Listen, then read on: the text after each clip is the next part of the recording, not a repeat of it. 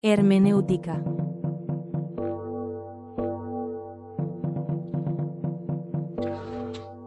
Bueno, nos vamos ubicando, ya comenzamos con el módulo 6. El módulo 6 en el día de hoy y trata, el tema es, o el título es El contexto. El contexto. Módulo 6 de hermenéutica general. Se cuenta el caso de la mujer que gustaba especialmente la lectura de la Biblia, porque tenía tantos textos bonitos. Parece que algunas personas la leen así, esperando encontrar algún texto bonito. A tales lectores parece no importarles el lugar donde se encuentran las palabras, ni la conexión que tengan con el resto del pasaje. Esta conexión puede ser para ellos palabras sin importancia o difíciles de entender. Naturalmente, este tipo de lectura conduce mucho mal, conduce a mucho mal entendimiento, porque la conexión de los versículos con el pasaje donde ocurren es lo que les da su significado verdadero. Tales errores son de los más comunes en la interpretación bíblica, y acaso sean los más fáciles de corregir, pero demanda una sinceridad mental dispuesta a rechazar por el momento cualquiera interpretación que se le haya dado antes. Repito una vez más esto, pero demanda una sinceridad mental dispuesta a rechazar por el momento cualquiera interpretación que se le haya dado antes.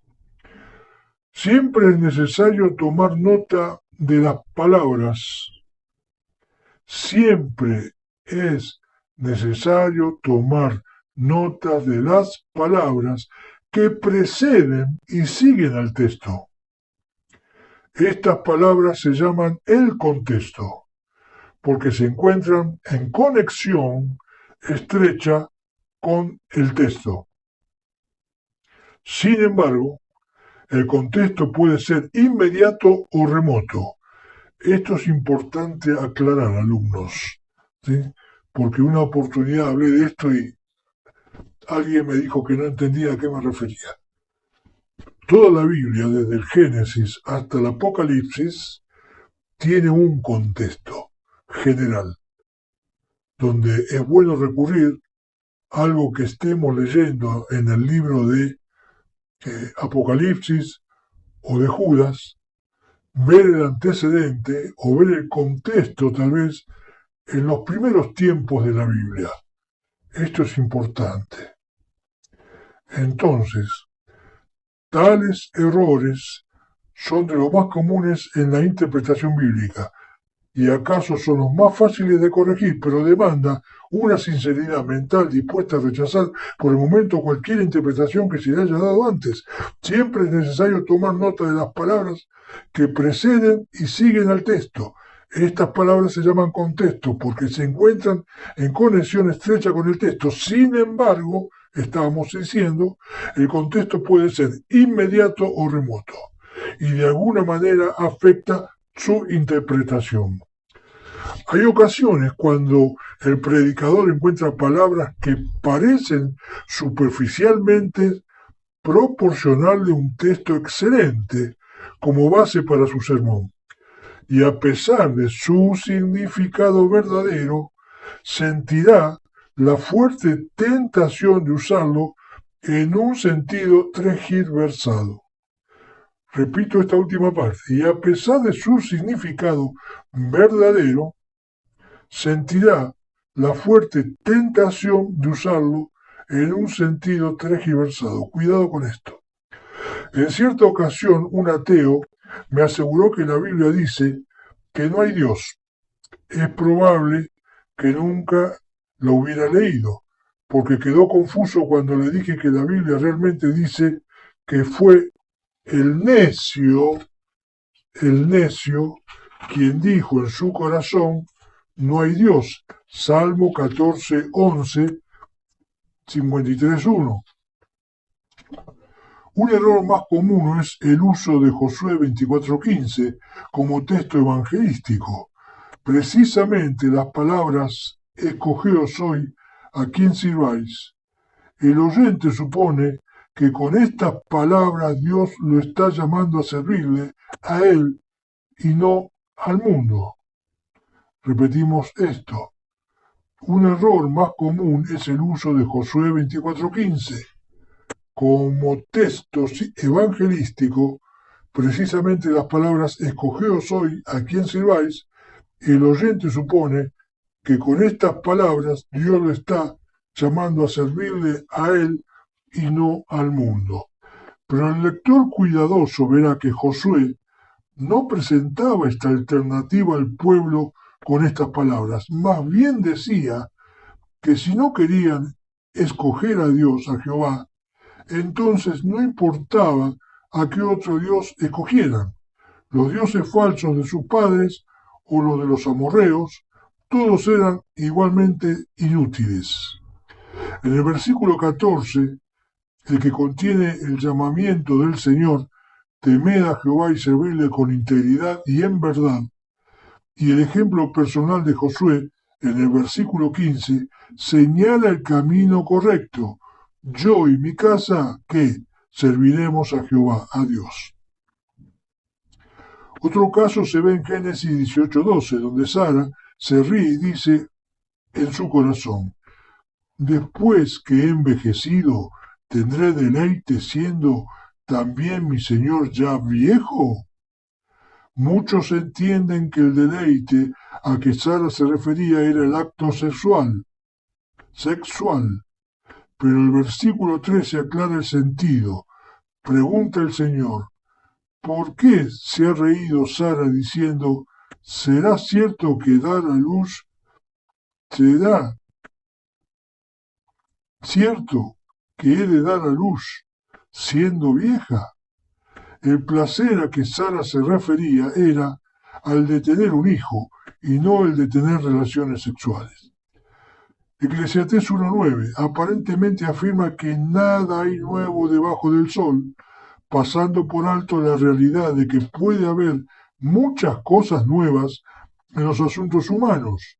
El contexto indica que el escritor hablaba del mundo natural y de la naturaleza humana. Véase versículos 2 y 11. Con frecuencia, 1 Corintios 2:9 es citado para enseñar que Dios ha reservado en el cielo muchas cosas que ahora no podemos entender. Cosas que ojo no vio, ni oído oyó, ni han subido en corazón de hombre, son las que Dios ha preparado para los que le aman. No podemos dudar de que así será, pero se debe entender que este texto citado en Isaías 64:4 se refiere al tiempo antes de la venida de Jesucristo y del Evangelio. En el versículo 8 dice Pablo que los príncipes de aquel tiempo no conocieron la gloria que corresponde al cristiano. De otra manera, no hubieran crucificado al Señor. Luego en el versículo 10 Pablo dice, pero Dios nos la ha revelado a nosotros por el Espíritu, que está con mayúscula, acuérdense que es Espíritu Santo. De manera que el versículo 9 se refiere a los misterios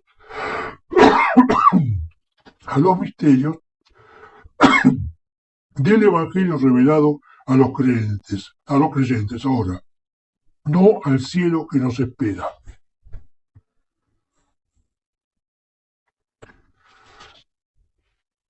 Muchas veces el contexto de algún versículo afecta mucho a la teología cristiana. Hebreos 7:12 declara que, cambiando el sacerdocio, necesario es que haya también cambio de ley. Los teólogos católicos romanos usan este texto para comprobar que ha habido un cambio de sacerdocio para que otros no judíos puedan servir como sacerdotes.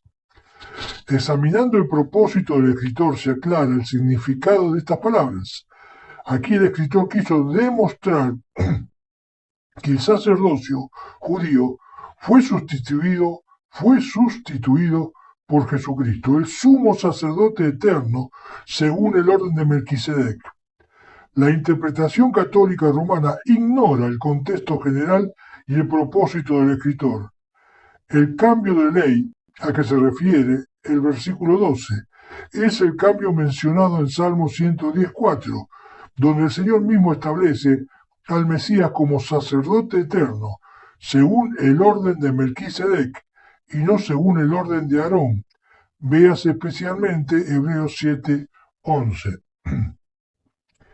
Antes de continuar, vuelvo a repetir, tenemos que estar estudiando esto de la homilética, todos estos textos, si bien algunos los podemos conocer de memoria, pero con la Biblia abierta, con un cuaderno, por supuesto, un lápiz o virome, para ir anotando y remarcando con un resaltador, si es posible, si no con un mismo lápiz, resaltando todos estos comentarios que hacemos. Continuamos. Ya falta poco. Los mormones hacen semejante uso de Amós 3:7 para demostrar la necesidad de profetas en la actualidad, para que la gente sepa todo lo que Dios hace, dice este texto. Porque no hará nada Jehová el Señor sin que revele su secreto a sus siervos los profetas. Pero el contexto aclara el sentido verdadero.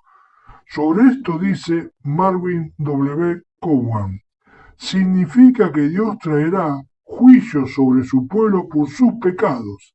Allí, en los versículos 2 y 6, declara que no lo hará sin advertir primero a su profeta. En algunos casos el contexto es más remoto.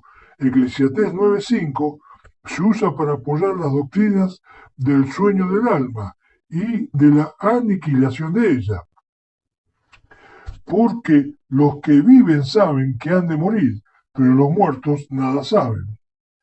Leído separadamente este versículo, parece afirmar que nadie está consciente después de la muerte, pero el contexto remoto del libro y de toda la Biblia indica que tal interpretación es contradictoria y falsa. Sin la clara revelación del Nuevo Testamento, el escritor de Eclesiastés no podría decir nada sobre este asunto. Lo que significa el texto es que los muertos no saben nada de esta vida. Esta verdad está de acuerdo con todo lo que sabía el escritor de Eclesiastés. Muchos de los proverbios son declaraciones aisladas sobre la sabiduría. No existe ningún contexto inmediato, pero su verdad está de acuerdo con las declaraciones de las Escrituras y con el mensaje entero de toda la Biblia. Este es el contexto remoto de tales proverbios. Por otra parte, debemos observar que algunos proverbios sí se encuentran en medio de un contexto inmediato. El estudiante se dará cuenta de esto en su lectura de este libro. En general, los libros de la Biblia son historia, ley, poesía, tratados, cartas o profecías, y todos ellos tienen un hilo de pensamiento o un argumento que demuestra su unidad entera. Esto es lo que proporciona el contexto de sus varias partes. Siempre se debe tomar en cuenta este contexto al interpretar cualquier pasaje dudoso. Y ya finalizando, algunas preguntas para ti estudiante. Primero, describe las dos clases de contexto. ¿Se acuerdan? ¿Sí? El inmediato y el cercano, o el lejano y el cercano. Describa las dos clases de contexto. No doy más ayuda. Segundo, examine e interprete los siguientes textos a la luz de su contexto. Mateo 24:32, ver los versículos 26, 31 y 33. ¿Sí? Ahora vamos a Efesios 5:22, véase versículos 21, 25 al 33. Ahora vamos a Colosenses 2:21 y véanse los contextos de el 20, versículo 20 y 22 y 23. Muchas gracias por su atención. Continuaremos pronto con el módulo 7, que el módulo 7 se llama pasajes paralelos o contextos paralelos. Dios lo bendiga, gracias por estar en esta clase de hermenéutica. ¿Sí? Próximamente continuaremos con la otra entrega, que es el módulo 7, pasajes paralelos. Hasta pronto. Gracias por su atención. Seguinos en Facebook en la página de Educación Bíblica Educando con la Palabra de Dios.